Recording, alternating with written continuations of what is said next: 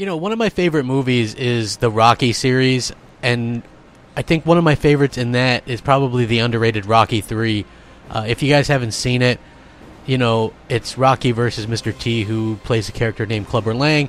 That's where the whole I Pity the Fool thing actually came from.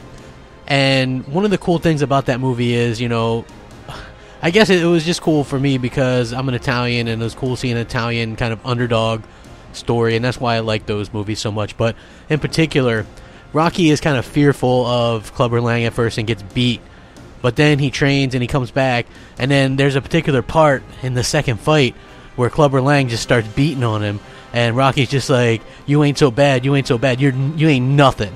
And basically, I think that's what Microsoft is doing right now. They took the beating the first fight, but here they go with round 2, right?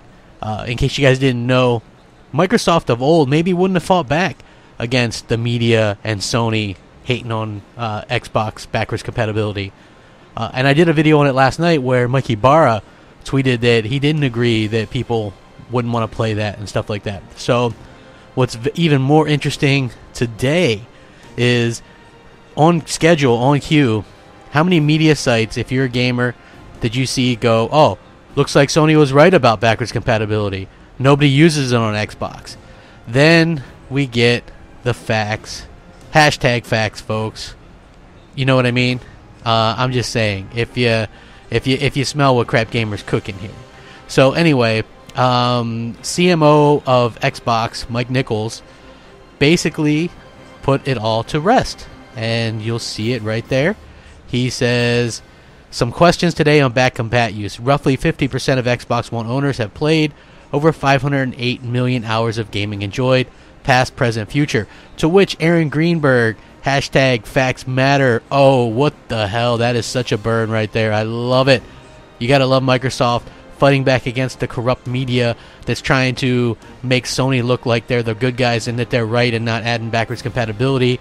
So there you have it. Over 50% of Xbox One users. This means that probably well over 15 million, closer probably to 20 million, have actually played backwards compatible games, and 508 million hours. That is absolutely phenomenal. And at the end of the day, even if you're one of those people that hasn't, or say, oh, well, it's all about the new games and things like that, again, I point to the whole Black Ops 2 thing being number 10 on NPD and selling incredibly well, despite the fact that the game came out in 2012 and we are now in 2017. That speaks volumes. And again, there was more people on that multiplayer than any multiplayer game on PS4. So keep that in mind as well. I like it because Microsoft is also tweeting out. The rest of them are like retweeting it and things like this. They're very invested in past, present, future. And I like this idea because Sony is invested in nostalgia as well.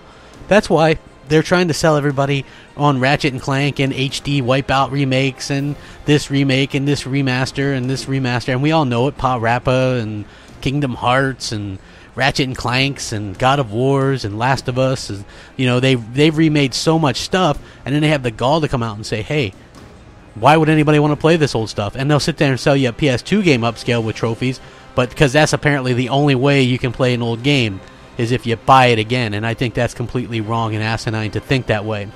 So I love Microsoft calling it out. Not only that, but Microsoft has a little fight left in the dog.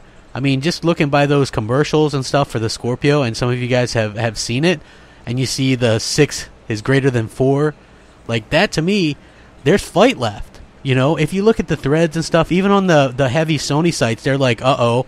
Like, seriously, nobody thought this thing was going to be $399. Nobody. Nobody thought Xbox Scorpio was going to be $399. Nobody thought Microsoft would poke the bear. Yet here they are. They're poking the bear.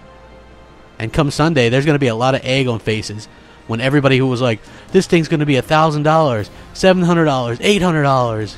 Oh, how you were wrong. And it's going to make Microsoft look all the better and make their E3 look all the more amazing. I'm sure the media will try to spin it. That's what they do. But at the end of the day, Microsoft is back. Xbox is back. And I think there's going to be a lot of people that are just going to have to deal with that fact. I love it. Let me know what you guys think. Sound off, rate, comment, subscribe. It helps out the channel. Hopefully you guys have a great night. Thanks for watching. Rack 'em up. Crapgamer, out.